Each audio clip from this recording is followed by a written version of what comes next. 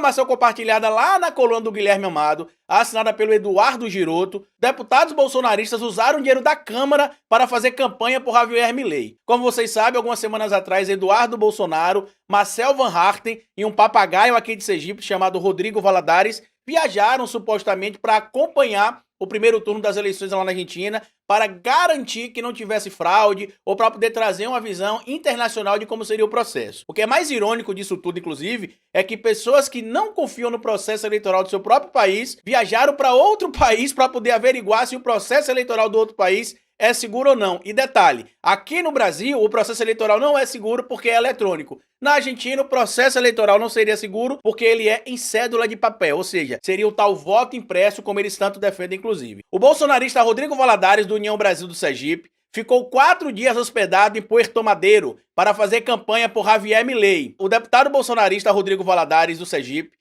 gastou R$ 4.500 de dinheiro público para ficar hospedado em um hotel da rede Wilton, em Puerto Madero, bairro nobre de Buenos Aires, durante a participação na campanha do ultraliberal Javier Milei. E vocês da mídia brasileira tradicional precisam parar de chamar extremista de direita de ultraliberal. Ele não é meramente ultraliberal, ele é um cara de extrema direita. Vocês precisam inclusive chamar ele pelo nome correto. Valadares ficou no hotel entre os dias 19 e 23 de outubro. Pelas redes sociais, o bolsonarista divulgou o vídeo em que confraterniza com apoiadores de Milei antes e depois da eleição. Um dos compromissos foi o almoço com Victoria Villarruel, candidata a vice na chapa do ultraliberal, do radical de extrema direita, lembre sempre isso, tá? Milei ganhou o apoio de Jair Bolsonaro na disputa contra o peronista Sérgio Massa, e as pesquisas de opinião apontam que o resultado do segundo turno será apertado, com pequena vantagem para Milei. Isso depende da pesquisa, né? Porque tem pesquisas que mostram ali que o Sérgio Massa vence, e tem outras pesquisas que mostram uma disputa apertada com vitória também do Javier Milei. Então não dá para dizer que a vantagem é de um ou do outro.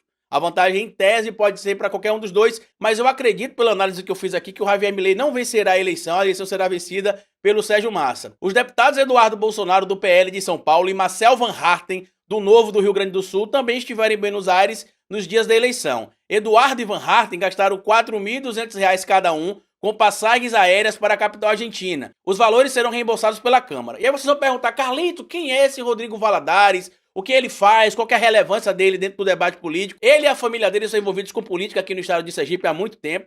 Um dos tios dele foi deputado, foi senador, foi governador de Sergipe. Um primo dele também, chamado Valadares Filho, ganhou bastante notoriedade no campo da política, foi deputado federal também por alguns mandatos. E o nome do Rodrigo Valadares ganhou algum tipo de projeção nacional a partir de 2014, porque o pai dele perdeu a vida naquele acidente com o Eduardo Campos no avião. E a partir daquele momento, tanto ele quanto outras figuras da família dele passaram a ter notoriedade a nível nacional, porque o Pedrinho Valadares participava ali da campanha do Eduardo Campos para 2014 e perdeu a vida junto com o candidato naquele momento à eleição de 2014 nesse acidente. Só que diferente do que o Rodrigo Valadares tenta vender hoje a imagem de que ele é um anti-esquerda, um anti-PT, um anti-Lula, que defende o conservadorismo, que defende isso, que defende aquilo, tudo isso é uma grande balela. Tá? O Rodrigo Valadares é só um oportunista, inclusive eu estou fazendo algumas pesquisas aqui em relação a gastos dele com divulgação de atividade parlamentar e já descobri algumas coisas muito estranhas que eu não vou divulgar nesse vídeo aqui ainda, porque como vocês sabem, quando eu trago a denúncia aqui no vídeo, eu normalmente faço ela antes do Ministério Público ou na própria Assembleia Legislativa, no caso dele como deputado federal, e estou analisando inclusive aqui em Sergipe, vou dar até uma dica, tá?